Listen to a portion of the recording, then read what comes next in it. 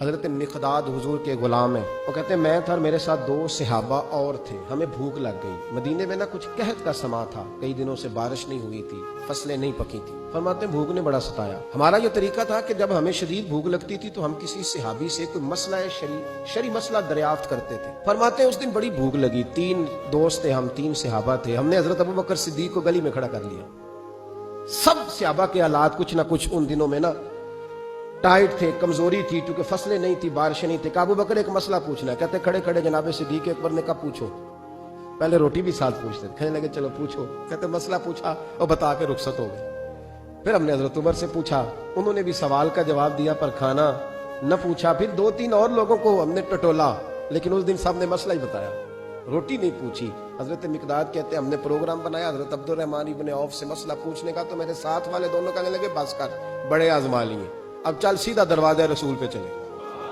اب مسئلہ پوچھنا ہے تو ان سے پوچھنا ہے جن سے سن کے ساری دنیا مسئلے بتاتی ہے، انہی سے پوچھتے ہیں، ڈائریکٹ چلتے ہیں۔ کہتے ہیں ہم آئے مسجد نبی میں، حضور بیٹھے تھے، حضرت مقداد کہتے ہیں ہماری بکریوں کے تھنوں میں دودھ خشک ہو گیا تھا، حضور تشریف فرما تھے، السلام لی، دست بوسی کی، اتحیات میں بیٹھ گئے، حضور ایک مسئلہ پوچھنا تھا، حضور مسکرائے، فرمانے لگے لگتا ہے بھوک لگ رہی ہے تم تینوں کو، مجھے مسئلے کی سمجھ آ گئی، بھوک لگی ہوئی ہے یا رسول اللہ بڑی؟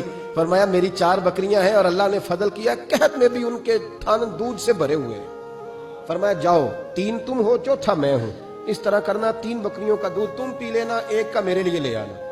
کہتے ہیں یا رسول اللہ ہم پی آئے، تو حضور نے فرمایا رکو، جب تک تمہارا دل کرے میرے مہمان بن سکتے ہو۔ فرماتے ہم 3 دن نبی پاک کے مہمان رہے، صبح و شام 4 بکریوں کا دودھ ہوتے، 3 کا پی لیتے، 1 پیالہ حضور کے لیے رکھ لیتے۔ فرماتے ہیں تیسرا دن آیا نا، حضرت مقداد کہتے ہیں وہ تو سو گئے دودھ پی کے، پر وہ جو نبی پاک کے لیے پڑا تھا نا، میری بار بار توجہ اس کی طرف جاتی، بار بار، اور میرے اندر سے آواز آتی کہ حضور کو تو بڑی خدمت کرتے ہیں صحابہ، تو حضور نے تو شاید کچھ اور کھا لیا تو پی نہ لوں، پی نہ لوں۔ کہتے کئی دفعہ میں نے روکا پر میں نہ ہی اپنے آپ کو روک سکا، میں پی گیا حضور کے حصے کا بھی دودھ۔ جب میں پی گیا وہ دودھ، کہتے ہیں اب پینے کے بعد جو پریشانی ہوئی وہ زیادہ تھی، دل میں خیال آیا اگر حضور ناراض ہو گئے کہ بھئی تمہیں تمہارے حصے کا دودھ دیا تھا اور مسلسل 3 دن سے مل رہا ہے، پھر کیوں پیا؟ اور حضور ناراض ہو گئے تو گرا جو ان کی نگاہ سے وہ سنبھل نہیں سکتا۔ فرمانے لگے اسی پریشانی میں تھا کہ حضور آ گئے، اب تو میرا وجود کانپنے لگا۔ سرکار سیدھے اس پیالے کی جانب گئے جس میں دودھ ہوتا تھا۔ فرماتے ہیں نبی پاک نے نہ اٹھایا کپڑا، اٹھایا برتن، دودھ نہیں تھا، حضور نے پوچھا نہیں کون پی گیا، بلکہ نبی پاک نے ہاتھ اٹھایا، اللہم اطعم من اطعمنی واسقی من سقانی، یا اللہ جو مجھے کھلائے تو اسے کھلا، جو مجھے پلائے تو اسے پلا۔